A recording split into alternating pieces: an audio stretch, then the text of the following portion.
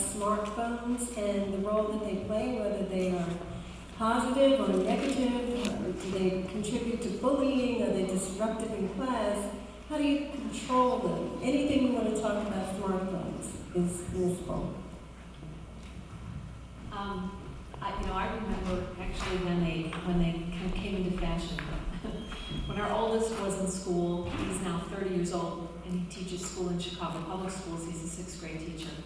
So when he first started in the school district, I didn't let him have a phone until he was a freshman in high school, and he was like the only kid.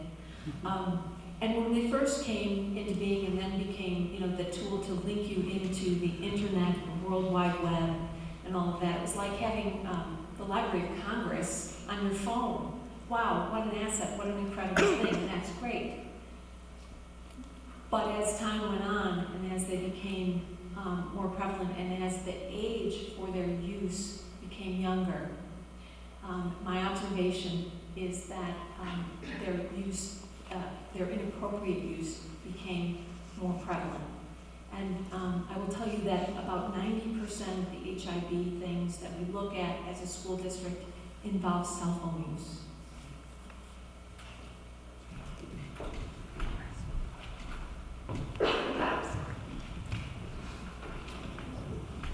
So I think there's positives and negatives to having smartphones.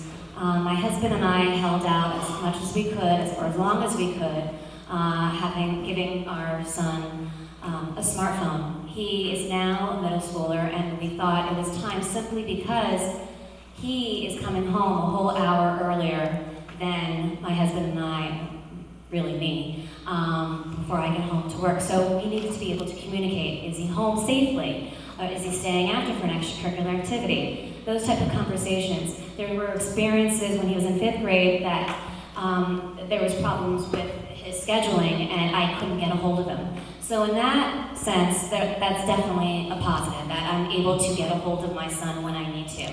There's also negatives, and as we know, cyberbullying is happening, and that's the downside to having smartphones. I do think that they should be shut off, which they are, I believe, in the school system when they're in school during the day. But we do need to, I think, address that cyberbullying is definitely becoming more prevalent. But one quick thing, our Hispanic community, they may not have access to computers, but they do have access to smartphones. So again, that's going back to the positives of having a smartphone, communicating with them. Well, here's where I lose the student vote. I don't really see the reason for the students during the school hours to carry their phones with them and be constantly communicating, whether it's under a desk or, on the side. I'm not sure what role it plays in a school day. As far as them having or not having it, that's a parental decision to make.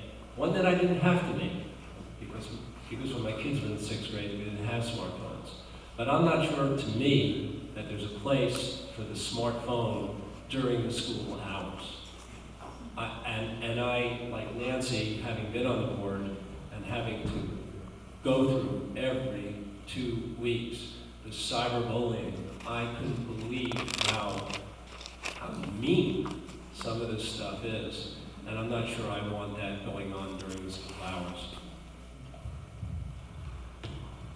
So I would echo what everyone else has really said. I mean, I do know that at Frelinghuysen and at the high school, which is really where the predominance of cell phones are held by our students, are pretty controlled during the day. Actually, when my daughter started 9th grade, we were pretty happy to hear that they had just decided to crack down on the use of cell phones. But there's also, besides the other positives and benefits, with the horrible things that sometimes happen in our community, I don't even want to name them, not in our community, in the country. Those things that happen in our country sometimes, parents sometimes don't feel safe without their children having a cell phone. So there actually are 1st graders that have cell phones for that reason. But they are a huge distraction. Kids having access to them during class can be a real problem, especially if there's fighting with friends and that kind of stuff. So we definitely need to have a strong policy so that kids understand that it's not going to help them to be on their phones. All right, hopefully I get a chance to to redeem myself with a better technology question here, but I think everyone's hit the major points. The way I look at this is, you know, smartphones are a tool, and if it's used properly, it can lead to great things. I'm happy, you know, we put several restrictions on our daughter's cell phone, but it does have a lot of positives as well. I think what we're all talking about here, and I think this is probably the key of this question, is that it's the cyberbullying. And again, as a physician, as an ER physician, I have seen kids that are in psychological crisis because of it. And as we've touched on before, we only have kids for a certain period of time in school. So going back, I think, to the beginning, how do we start teaching them how to use this tool correctly? And that needs to be a priority, clearly.